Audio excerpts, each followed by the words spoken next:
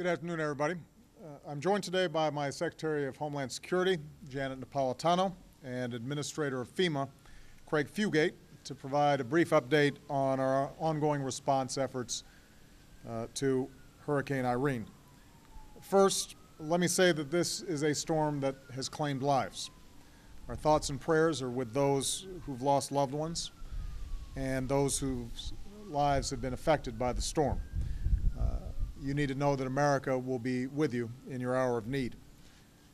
While the storm has weakened as it moves north, it remains a dangerous storm that continues to produce heavy rains. One of our chief concerns before Irene made landfall was the possibility of significant flooding and widespread power outages, and we've been getting reports of just that from our state and local partners. Many Americans are still at serious risk of power outages and flooding, which could get worse in the coming days as rivers swell past their banks. So I want people to understand that this is not over. Response and recovery efforts will be an ongoing operation, and I urge Americans in affected areas to continue to listen for the guidance and direction of their state and local officials. Before the storm made landfall, the Department of Homeland Security and FEMA worked very closely with our state and local partners, as well as volunteer organizations, to pre-position supplies and teams of first responders along the hurricane's projected track. And the American Red Cross opened shelters in communities across the region. I want to thank those Americans for their work over the past several days, which has saved lives and property up and down the East Coast. We continue to have search and rescue personnel on alert, as well as water, food, and other needed resources. And moving forward, FEMA is working with state and local responders to assess damage and assist in the recovery. I do want to underscore that the impacts of this storm will be felt for some time, and the recovery effort will last for weeks or longer. Power may be out for days in some areas, and we will support our state and local partners in every way that we can as they work to restore power in those areas. So I'm going to make sure that DHS and FEMA and other federal agencies are doing everything in their power to help folks on the ground. I continue to meet regularly with Secretary Napolitano and Administrator Fugate and the other members of my team to assess our response and ensure that we have what we need in place. As I've told governors and mayors from across the affected area, if they need something, I want to know about it. We're going to make sure that we respond as quickly and effectively as possible. And we're going to keep it up as long as hurricane season continues. Finally, while we're not out of the woods yet, I want to thank everybody at the federal, state, and local levels who've worked so hard to respond to this storm. This has been an exemplary effort of how good government at every level should be responsive to people's needs, and work to keep them safe and protect and promote the nation's prosperity.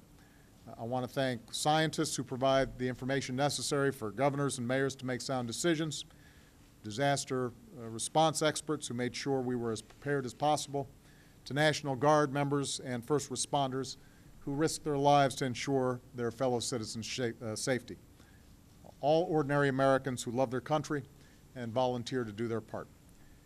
Above all, the past few days have been a shining example of how Americans open our homes and our hearts to those in need and pull together in tough times to help our fellow citizens prepare for and respond to, as well as recover from, extraordinary challenges, whether natural disasters or economic difficulties.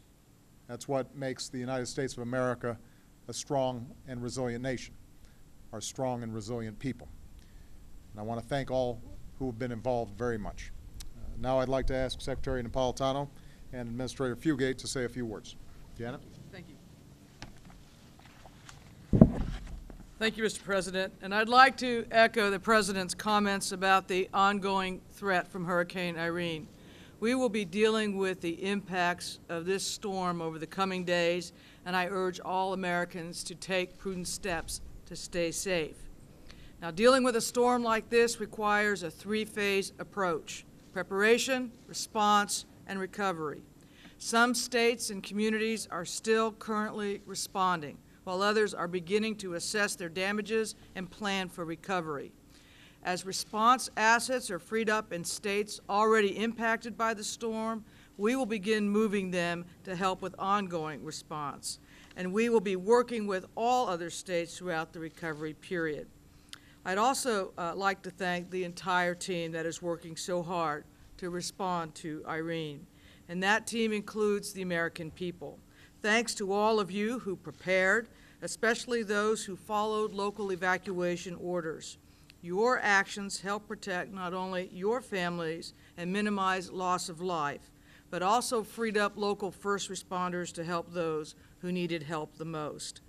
Now, the Department of Homeland Security will continue working to coordinate the federal response through FEMA, making sure that the entire federal family is working as one to support the affected states. So with that, I'd like to personally thank Craig Fugate, who's my director of FEMA, and the entire FEMA team who have been leading this effort. So Craig? Well, thank you, Mr. President and Secretary. When you look at these disasters, a lot of times you try to find a place of damage that tells everybody the story about what's happened.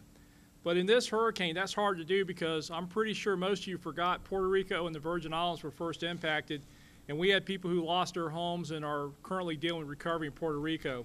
And now we repeat that process in North Carolina, Virginia, and up the coast as flooding still ongoing.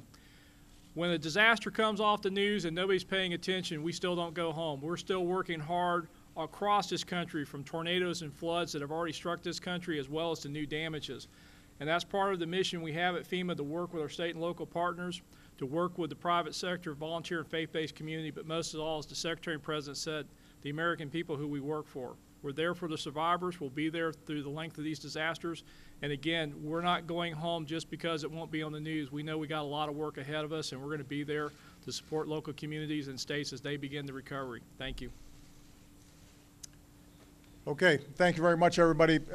Craig and Janet will continue to keep everybody posted throughout the week. As we have already said, there are a lot of communities that are still being affected.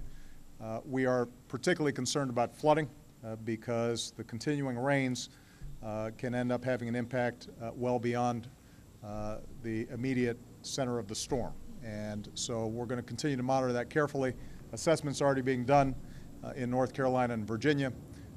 There are still search and rescue teams that are operating throughout the region, and we will continue to keep the American people posted throughout our efforts, not only with respect to response, but also with respect to recovery. So thanks very much, everybody.